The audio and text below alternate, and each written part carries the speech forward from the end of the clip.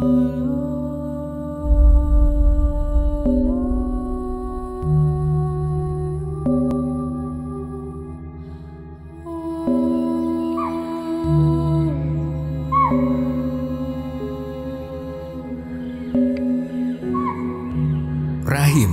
rumah dari awal kehidupan, titik awal perjalanan manusia di dunia.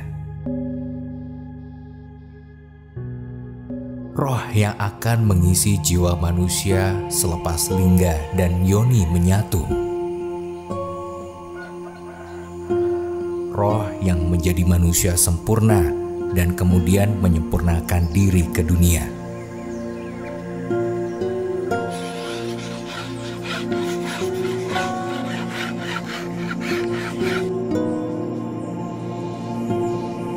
Di sini adalah tempat berburu dan akan terus menjadi tempat untuk berburu.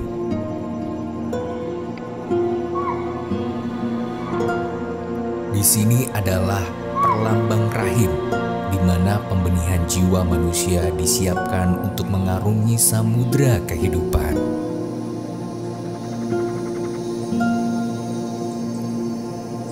Dan akan terus menjadi kawah candra di muka bagi semua yang terpanggil untuk menjadi pribadi yang berbudi mulia.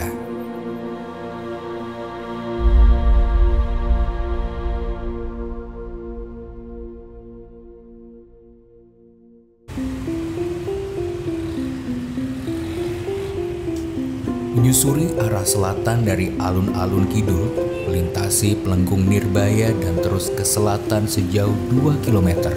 Berdiri sebuah monumen yang disebut Panggung Krapyak. Masyarakat setempat juga menyebutnya Kandang Menjangan.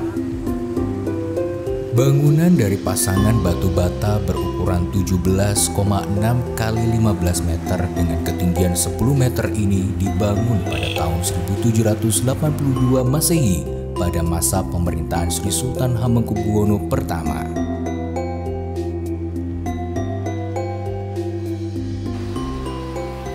Material dindingnya adalah susunan batu bata berlapis semen merah setebal 130 cm. Setiap sisi mempunyai satu pintu dan 2 buah jendela. Bentuk pintu dan jendela semua sama, yaitu lengkung pada bagian atas dan hanya berupa lubang saja. Bangunan ini terdiri dari 2 lantai. Lantai terbagi menjadi 4 ruang dan 2 lorong yang menghubungkan pintu masuk utara dengan selatan dan barat dengan timur. Bagian atap ruangan bagian tenggara dan barat daya terdapat lubang persegi seluas 60 cm persegi. Pada ruang sebelah barat daya terdapat banyak lubang-lubang kecil di tembok yang berpola seperti undak-undakan menuju lubang di atap. Hal ini menunjukkan bahwa dahulu ada tangga dari kayu untuk naik ke lantai 2. Tangga kayu yang ada sekarang adalah tambahan baru hasil rehab untuk memudahkan akses ke lantai 2. Pada ruangan sebelah barat daya terdapat juga lubang-lubang yang sejajar di tembok sebelah kanan dan kirinya. Secara simbolik, Panggung Krapyak merupakan bagian awal dari 3 susunan sumbu filosofis Sangkan Paraning Dumadi, yakni Panggung Krapyak, Keraton, Tugu Palputih. Panggung Krapyak menggambarkan yoni atau alat kewanitaan, pertemuan antara wiji atau benih yang digambarkan antara panggung krapyak atau sel telur dengan tugu palputih atau sperma yang melahirkan manusia. Krapyak menurut kepercayaan Jawa, khususnya keraton adalah tempat roh-roh. Pencipta berkenan menghembuskan roh suci ke dalam badan seorang calon bayi dalam kandungan sang ibu. Atau disebut juga rahim, tempat terjadinya konsepsi kehidupan dan merupakan titik awal perjalanan manusia di dunia Sangkaning Dumadi.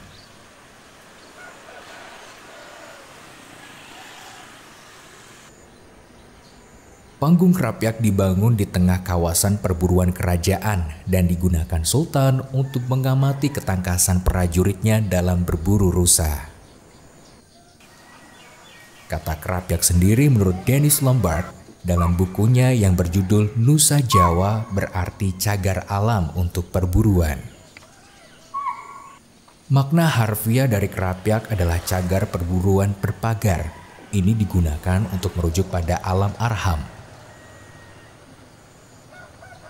Alam arham merupakan tempat bersemayam jiwa setelah berpisah dari esensi ilahiyah tetapi sebelum turun ke dalam embrio. Menurut tradisi keraton, kedua konsep itu berkaitan sebab sultan memelihara rusa di kawasan tertutup. Memiliki makna yang sama dengan sang khalik menahan jiwa-jiwa yang belum diciptakan hingga saatnya nanti tepat untuk mereka turun ke dunia. Secara simbolik, Panggung Krapyak merupakan titik awal sumbu filosofi Sangkan Paraning Dumadi. Panggung Krapyak, keraton adalah sumbu Sangkanding Dumadi.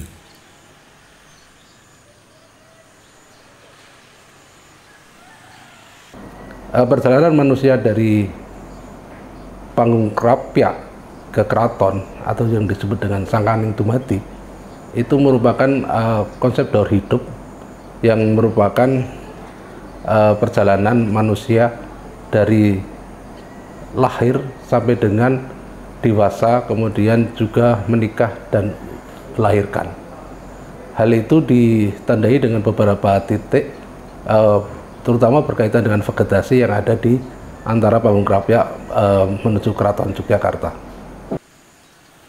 Jalan lurus dari Panggung Krapyak sampai Plengkung Nirboyo mempunyai panjang kurang lebih 1 km dengan tanaman asem dan tanjung di kanan kiri jalan.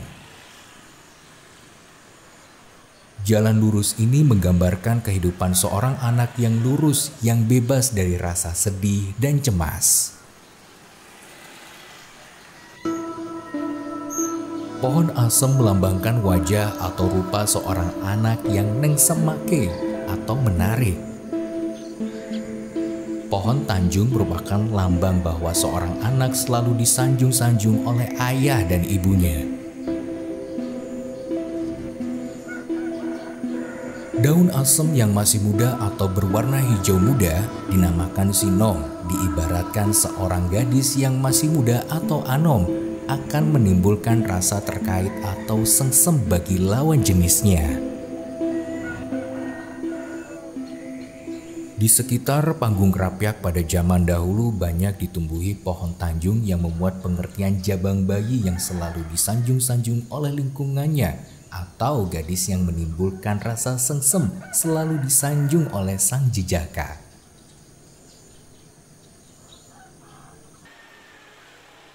Kampung Mijen, tempat di mana Panggung Krapyak ini berdiri.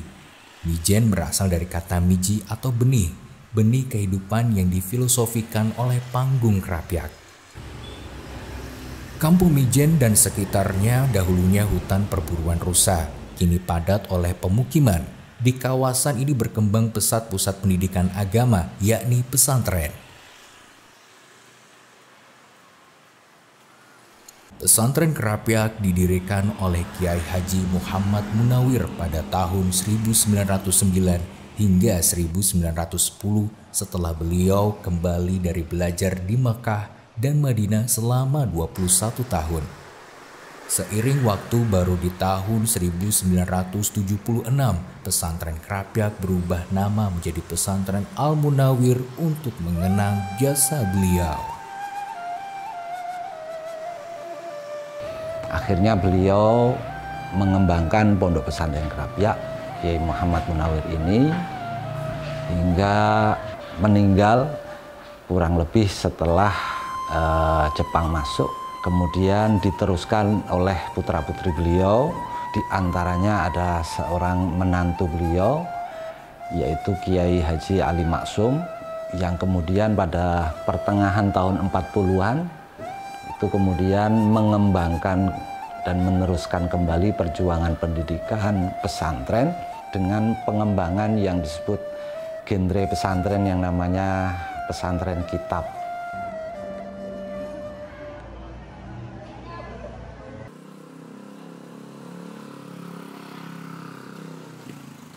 Masyarakat Krapyak itu dari orang-orang tua ataupun tetangga kita mengenalnya kawasan Krapyak itu di situ ada situs, kami menyebutnya sejak kecil menyebutnya Gedung Panggung.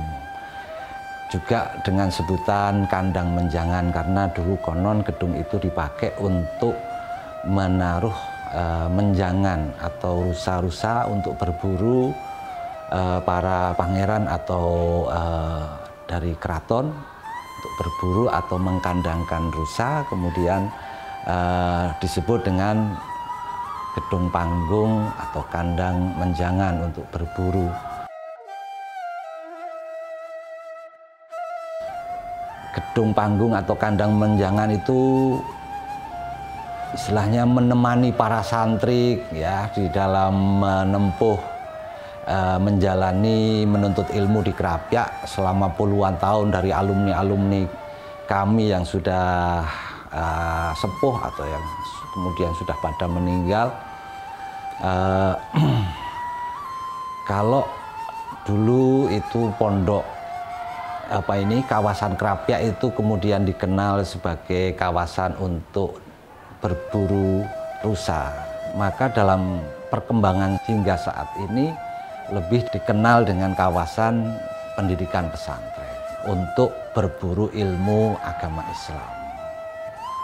Kalau kawasan Krapyak ini juga dulu ada istilahnya kawasan untuk mijen, ada Tegal Krapyak untuk daerah pembibitan benih-benih.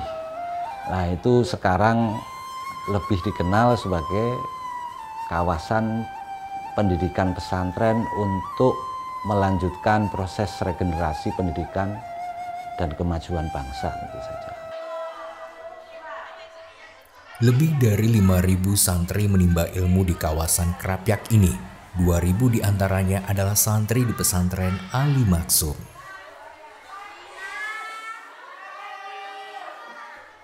Selain bergerak dalam ilmu agama, Ali Maksum juga berkembang menjadi sebuah pendidikan formal dengan berbagai tingkatan dari MTS hingga santri-santri dari perguruan tinggi yang juga mondok di pesantren Ali Maksum.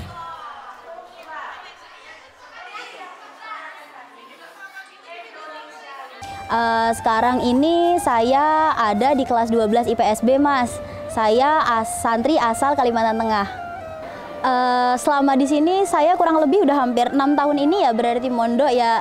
Selama 6 tahun ini banyak banget pengalaman yang menyenangkan, dan yang paling saya kenang itu selama 6 tahun di sini sekarang adalah kebersamaannya dan kehangatannya. Gimana kita bisa saling tolong menolong, gimana caranya kita bisa saling membantu, bisa peduli sama satu sama lain. Di sini kental banget dan saya ngerasa wah di sini udah kayak rumah sendiri.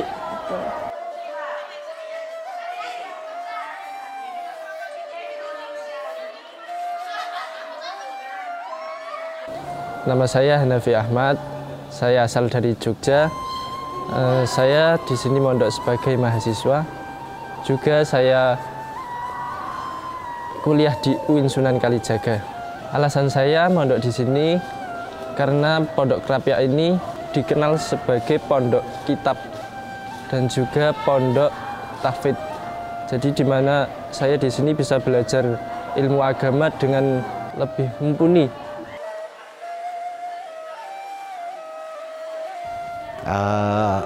Pondok Krapyak yang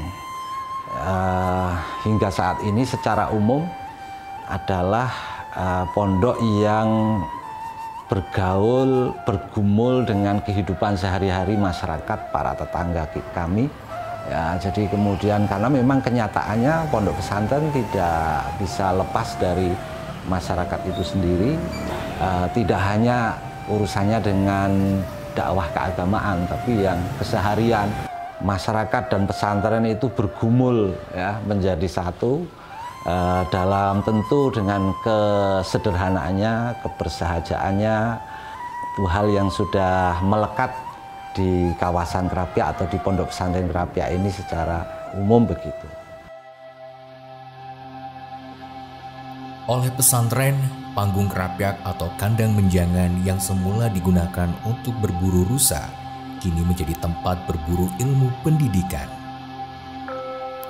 Mijen dalam filosofi dianggap sebagai rahim di mana benih kehidupan dimulai. Pesantren memulainya dengan menanamkan benih santri yang siap menerapkan moral kehidupan bermasyarakat. Filosofi panggung Krapyak melekat kepada masyarakat Yogyakarta dalam hidup keseharian. Penerapan dalam setiap kelahiran manusia baru dengan selalu melandasi doa-doa sesuai kepercayaannya. Sangkani Dumadi.